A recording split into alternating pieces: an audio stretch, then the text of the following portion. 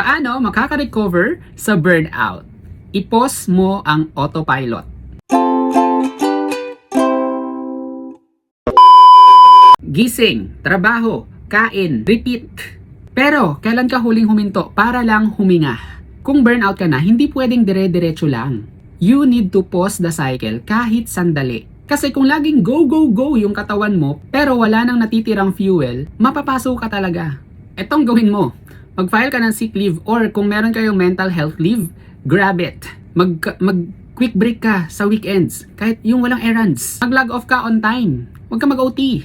At mag-disconnect ka sa mga toxic triggers kahit na one day lang. Kasi hindi selfish ang magpahinga. Actually, mas selfish kung pinipilit mo yung sarili mo mag-function kahit na basag ka na. Pahinga is not weakness. It's a reset button. And maybe the only reason you're not healing is because you won't stop. Yun lang. Follow for more.